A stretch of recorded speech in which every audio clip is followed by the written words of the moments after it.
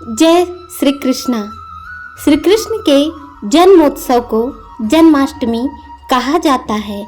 माना जाता है कि यह वही दिन है जब भगवान विष्णु ने धरती पर श्री कृष्ण अवतार लिया था। हर साल भाद्रपद माह के कृष्ण पक्ष की अष्टमी तिथि पर कृष्ण जन्माष्टमी मनाई जाती है। इस दिन भक्त पूरे श्रद्धा भाव से अपने आराध्य श्री कृष्ण के लिए व्रत रखते हैं और पूरे विधि विधान से पूजा करते हैं। श्री कृष्ण के लिए विविध आयोजन भी किए जाते हैं, जिनमें पालकी सजाई जाती है। श्री कृष्ण जन्मोत्सव की कथा को नाटक या फिल्मों के माध्यम से दर्शाया भी जाता है। मान्यता है कि जन्माष्टमी के अवसर पर व्रत करने से भगवान श्री कृष्ण का आशीर्वाद प्राप्त होता है। ऐसा करने से भक्तों के जीवन में दुख दर्द समाप्त होते हैं। भगवान श्री कृष्ण का आशीर्वाद सदैव बना रहता है और निसंतान महिलाओं को संतान की प्राप्ति होती है। श्री कृष्ण जन्माष्टमी इस साल 6 सितंबर 2023 दिन बुधवार को बड़ी ही धूमधाम के साथ मनाई जाएगी। मान्यता अनुसार श्री कृष्ण का जन्म रोहिणी नक्षत्र में हुआ था। इस चलते 6 सितंबर के दिन ही श्री कृष्ण जन्माष्टमी मनाई जाएगी। इस दिन पूजा का शुभ मुहूर्त रात 11:47 से शुरू होकर 12:42 तक है। माना जाता है कि श्री कृष्ण की पूजा करने से भक्तों के जीवन में खुशहाली आती है। जन्माष्टमी के दिन शुद्ध जल, दूध, दही, शहद और पंचमेवा से बाल श्री कृष्ण की मूर्ति को स्नान कराया जाता है। इसके बाद उन्हें वस्त्र पहनाकर पालने में स्थापित करके श्री कृष्ण की आरती की जाती है और भजन गाए जाते हैं। जन्माष्टमी की कथा भी पढ़ी, देखी व सुनी जाती है। इस दिन भोग में पंजीरी तैयार की जाती है और पूजा के बाद सभी में इसे बांटा जाता है। रात्रि जागरण आयोजित किए जाते हैं और श्री कृष्ण की स्तुति भी की जाती है। श्री कृष्ण की जन्माष्टमी के अवसर पर भगवान को विधि विधान से पूजा के साथ साथ मक्खन, चरणामृत, लड्डू, मिश्री, तुलसी का पत्ता भोग लगाना चाहिए। इस दिन भगवान श्री कृष्ण की पूजा करने से घर में सुख समृद्धि का आगमन होता है। जिस दिन आप श्री कृष्ण जन्माष्टमी का उपवास लेते हैं, उससे पहले दिन की रात आप हल्का भोजन करें। इसके साथ ही ब्रह्मचर्य का पालन करें। उपवास के दिन सबसे पहले स्नान करें। स्नान के बाद सूर्य एवं शुक्र, शनि, भूमि, आकाश, अग्नि, वायु सभी ग्रहों का ध्यान करें। अब उसके बाद के समय काले तिलों के जल से स्नान करा के माता देवकी जी के लिए सूति का गृह नियत करें। उसके पश्चात भगवान श्री कृष्ण की मूर्ति या चित्र स्थापित करें। मूर्ति में बालक श्री कृष्ण को स्तनपान कराती हुई देवकी हो या लक्ष्मी जी के उनके चरण स्पर्श किए हों। उसके बाद विधि विधान के द्वारा उपयुक्त पूजा करें। पूजन में देवकी, वसुदेव, बलदेव, नंद, यशोदा और लक्ष्मी इन सब का नाम लेना अनिवार्य है और अंत में प्रसाद वितरण करके भजन कीर्तन करें और उसके बाद कथा सुने। कथा इस प्रकार है। द्वापर युग की बात है।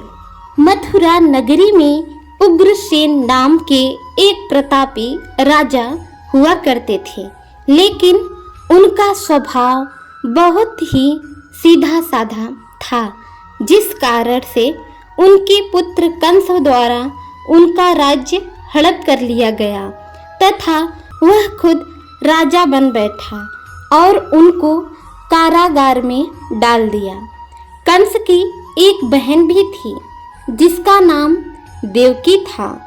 कंस अपनी बहन देवकी को बहुत ही प्रेम करता था। बाद में चलकर उसने देवकी की शादी वसुदेव से कर दी।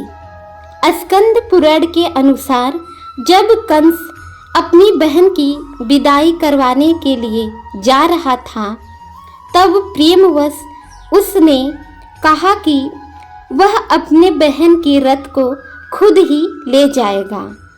और तभी आसमान से एक आकाशवाणी हुई, और आकाशवाणी यह थी कि जिस बहन को तू इतने प्रेम से विदा कर रहा है, उसी बहन का 8वां पुत्र तेरा संहार करेगा।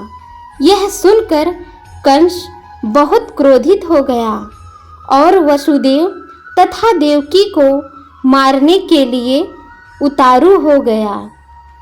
जैसे ही वह उन दोनों को मारने के लिए आगे बढ़ा तो वसुदेव ने कंस से कहा कि आप देवकी को कोई भी हानि ना पहुँचाए। वह स्वयं ही देवकी की 8वीं संतान को कंस को सौंप देंगे। फिर कंस ने देवकी तथा वसुदेव को मारने की बजाय कारागार में बंदी बना दिया। फिर कंस ने देवकी के 7 पुत्रों को एक एक करके मार दिया।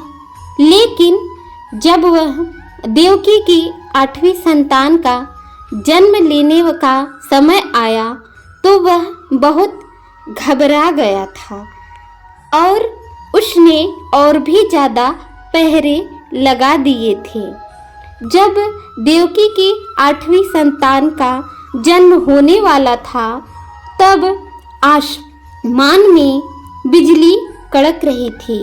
मान्यता के अनुसार मध्य रात्रि 12 बजे जेल के सभी ताले खुद ही टूट गए और वहाँ सारे पहरेदार, सभी सैनिक गहरी निद्रा में सो गए। उस समय भगवान विष्णु प्रकट हुए और उन्हें वासुदेव देवकी को यह कहा कि वह देवकी के कोख से जन्म लेंगे, और श्री हरि ने कहा कि वह उन्हें यानी उनके अवतार को गोकुल में नंद बाबा के पास छोड़ आए और उनके घर में जन्मी कन्या को मथुरा लेकर आए और वह कंस को सौंप दे।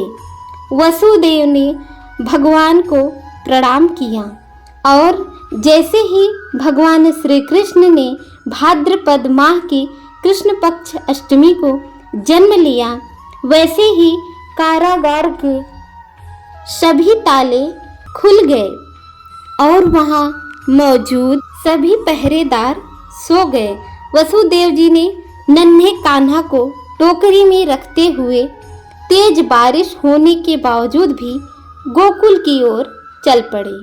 उस वक्त अधिक वर्षा के कारण यमुना जी का जल स्तर भी बहुत अधिक था। जैसे ही वसुदेव नंद बाबा के घर पहुँचे, उन्होंने श्री कृष्ण को वहाँ रख दिया और कन्या को अपने साथ लेकर मथुरा आ गए। जैसे ही कंस को यह सूचना पहुँची कि देवकी को 8वें पुत्र ने जन्म लिया और वह उसे मारने के लिए कारागार में आया और कंस ने कन्या को मारने का प्रयत्न किया, तो कन्या ने माया का रूप लिया और कहा, मुझे मारने से तेरा क्या होगा? तेरा काल पहले ही इस धरती पर अवतरित हो चुका है। उसके बाद कंस ने श्री कृष्ण को मारने के लिए कई राक्षस भी भेजे, लेकिन वह श्री कृष्ण का बाल भी बांका न कर पाया और अंत में श्री कृष्ण ने कंस को भी मार डाला। यही कथा जन्माष्टमी के दिन सुनी एवं सुनाई जाती है। इस कथा को सुनने से समस्त कष्ट एवं दुख दूर हो जाते हैं और सुख शांति संपदा की प्राप्ति होती है। जो व्यक्ति जन्माष्टमी के व्रत को करता है वह ऐश्वर्य और मुक्ति को प्राप्त करता है। आयु, कीर्ति, यश, लाभ, पुत्र व पौत्र को प्राप्त कर इसी जन्म में सभी प्रकार के सुखों को भोग कर अंत में मोक्ष को प्राप्त करता है। जो मनुष्य भक्ति भाव से श्री कृष्ण की कथा को सुनते हैं उनके समस्त पाप नष्ट हो जाते हैं और वे उत्तम गति को प्राप्त होते हैं। जो व्यक्ति भगवान श्री कृष्ण की कथा को ध्यान पूर्वक सुनते हैं उन लोगों को भी जीवन में किसी भी तरीके की कोई भी परेशानी नहीं होती और वे असीम सुख को प्राप्त करते हैं। आप सभी को श्री कृष्ण जन्माष्टमी की बहुत बहुत शुभकामनाएं। जय श्री कृष्ण। राधे राधे।